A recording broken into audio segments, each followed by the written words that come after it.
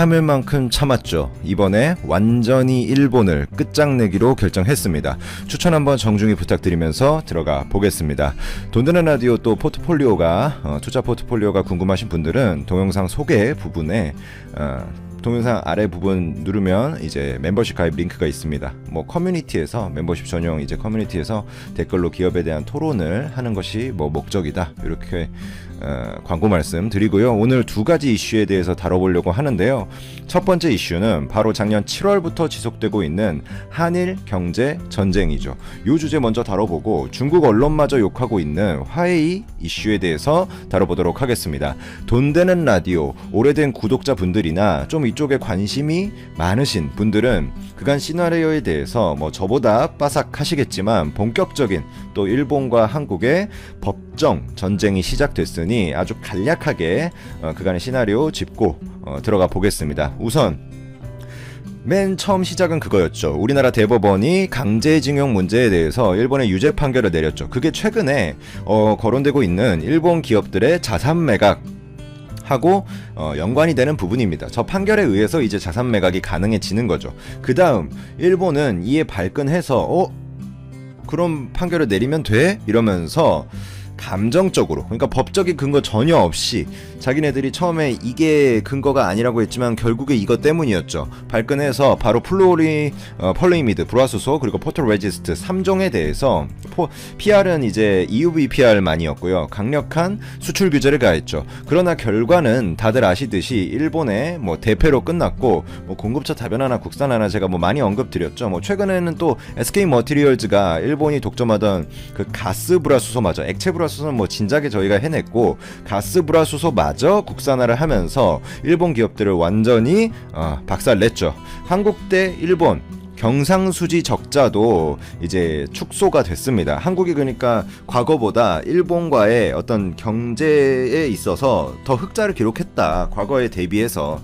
즉 경제적으로 보나 산업 경쟁력 측면으로 보나 일본이 한국에 대패를 했고 자충수를 둔 것이 숫자로 이제 드러난 것이죠.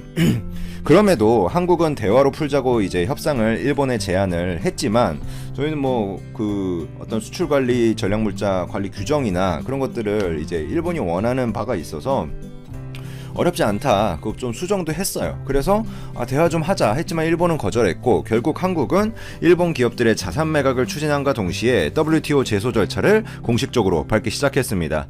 이는 이제 협상이 될 때야, 그러니까 말이 통할 때야 우리가 좀 이런 제소 절차를 유예할 수 있겠지만 전혀 말도 안 통하는 이제 상대에게는 당연히 법대로 하는 게 당연한 수순이죠. 자, 이 이슈가 바로 우리나라 정부가 WTO 세계 무역기구에 일본 수출 규제에 대한 패널 설치 요청서를 제출하면서 이제 한일 간의 WTO 분쟁 절차가 본격화됐다라는 말에 어떤 근간이 되는 배경이 되는 부분입니다. 이 패널이라는 것은 WTO 분쟁 당사국 간의 일종의 재판 절차다. 근데 1심이다. 뭐 이렇게 이해하시면 크게 틀리지 않습니다. 이 절차는 곧 법대로 하자는 이야기고 이 절차의 일본의 반응은 이거예요. 대화를 해야지 왜 일방적으로 법대로 하냐 이렇게 일본이 정확히 말을 했는데 아니 한국이 먼저 대화하자고 몇 번을 요청했는데 이제 무시를 한 거죠. 정확히 이게 뭐 좀 뭐 기분 나쁠 수 있는 표현이지만 일본이 대답을 안 했잖아요. 그러면 무시라는 표현 그 단어가 뜻이 적절하게 활용이 된 거죠. 무시를 한 게 이제 일본인데 이제 와서 어떤 낯으로 저런 말을 할 수 있는지 정말 어이가 없습니다. 이 부분은 명확해요. 법대로 가면 일본이 할 말이 없으니까 당연히 자기네들이 패소할 게 뻔하니까 WTO GATT 규정 여러 번 언급드렸죠. 우리나라를 과거와 같은 약소국 마치 일본이 뭐 예전 뭐 식민지 때나 그럴 때처럼 뭐 불화수소 좀 안 주면 우리나라가 알아서 길 것처럼 아니 일본 이 대국님 불화수소를 안 주시면 어떡합니까? 뭐가 원하십니까? 이럴 줄 알고 제재를 가했는데 아니 이건 웬걸 한국이 그냥 만들어내는 거예요. 불화수소를 아니 안 줘? 알았어 잠시 딴 나라에서 받고 불화수소 우리가 만들게. 그리고 그동안 아주 필수적인 아주 초고순도 부분에 있어서는 너네가 잠시 또 줘. 근데 왜 줄 수밖에 없냐? WTO GATT 규정상 자기네 일본도 90일 이상 그걸 유예하면 완전 큰일 나는 거 알거든요. 그러니까 줄 수밖에 없죠. 그리고 다른 나라에서 그동안 공급처 다변화 다 하고 국산화 다 했죠. 자기네들이 한국을 어마어마하게 무시했지만 한국은 수출 규제 딱 1년 만에 바로 일본이 독점하던 기체 불화수소마저 만들어내는, 그 외에 막 많아요. 분리막이고 뭐고 반도체 장비고 소재고 지금 국산화한 게 제가 전해드린 것만 뭐 30, 40건이 넘죠. 영상으로. 이 만들어내는 나라였던 거고, 법대로 가면 당연히 자기네들이 불법한 일을 한 걸 자기네들도 알고 있으니까 이제 와서 우리가 대화하려고 했는데 왜 그래 하면서 센 척 하는 거죠. 그래야지 또 일본 내부에 그게 되잖아요. 내부 정치, 아베가. 그래서 자기 지지율 어떻게든 지키려고 자기네들이 대패했다, 한국 미안하다 좀 봐줘라 하면 일본 내부 지지율이 떨어질 거 아니에요. 이미 바닥인데 아베 지지율이. 아베한테는 지금 지지율이 최고로 중요한 거지, 뭐 일본이 어떻게 되던 말던 그게 중요한 게 아니다라는 식으로 말을 하고 있어요 지금. 그래서 이제 결국에 산통부가 18일 스위스 제네바 WTO 사무국과 주 제네바 일본 대표부에 패널 설치 요청서를 발송한 거고, 이 11월쯤에 WTO 제소 절차가 중단됐었는데 작년에 DSB라고 부르죠. 분쟁 해결 기구가 다시 열리는 대로 이제 패널 설치 요청서를 또 제출한다. 뭐 이렇게 이제 아시면 될 것 같고, DSB 이제 회의에서 주요 의제로 이제 다뤄질 거예요. 이게 한 이번 달 29일 열리는 걸로 제가 알고 있는데, WTO 1심에 해당하는 이 DSB 패널이 양국의 무역 갈등을 심리하게 되는 거고, 만일에 패널의 판단에 불복한 경우에 상소는 당연히 뭐 법적인 거니까 가능하지만 WTO에서 그 위에 있는, 그러니까 대법원 역할을 하는 상소 기구가 지금 중단된 상태라서, 그 상소 기구가 상소로 그러니까 넘어가게 되면 이제 뭐 2년이고 3년이고 이게 계속 분쟁이, 법적 분쟁이 끌리는 거고, 한국은 이런 것도 생각을 해서 일단 빨리 들어가자, 이렇게 뭐 중간에 어차피 합의를 보고 이럴 수도 있는 거니까요. 요 정도로 이번 첫 번째 이슈 정리하고, 두 번째 이슈는 간단한데 이제 그 화웨이 있죠. 화웨이.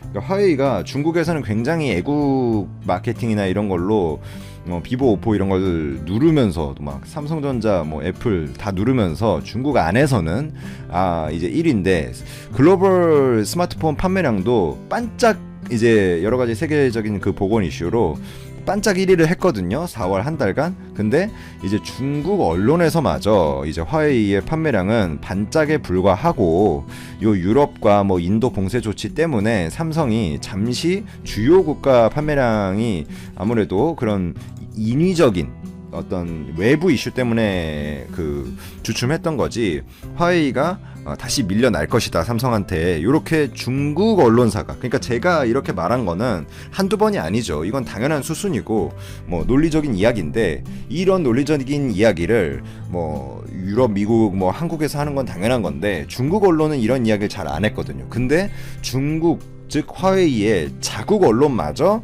이제 화웨이는 거품이고 순식간에 삼성한테 밀려날 것이다. 이것은 삼성전자가 주요 국가의 어떤 그런 인위적인 영향 뿐이고, 어차피 5월부터 이제 다시 다 재개가 되고 있는 방향성이고, 물론 이제 전면 재개는 아니지만 그런 제재 수치가 있어요. 그 주요 국가마다 뭐 0에서 100까지 제재 수치가 있거든요. 그 한국이 한 50 중반대 되고, 그 제재 강도가, 그러니까 제재라는 거는 뭐 여행을 못 가고 이동 제한을 하고 뭐 사람들을 이렇게 하는, 그게 55 정도 되거든요. 근데 이제 뭐 다른 더 지금 유럽이나 미국 이런 데는 한 60이 좀 넘어가고, 그래서 좀 더 지금 심한 상황이고, 뭐 그런 게 이제 영향을 미쳤다. 삼성의 주요 어떤 판매처에서. 그러니까 60, 70 이렇게 되니까 그것뿐이지, 화웨이가 진짜 기술력이 있고 뭐 실력이 있어서 이렇게 된 게 아니다라는 것을 중국 언론이 제대로 자아성찰을 해주면서 이번에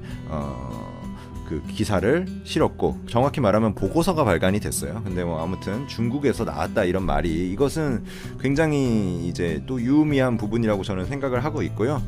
뭐 당연하죠. 사실 이제 뭐 하드웨어 기술력이나 뭐 어떤 소프트웨어링 기술력이나 그 안에 들어가는 뭐 인공지능, 뭐 NPU 같은 뉴럴 프로세싱 유닛 이런 거 있죠.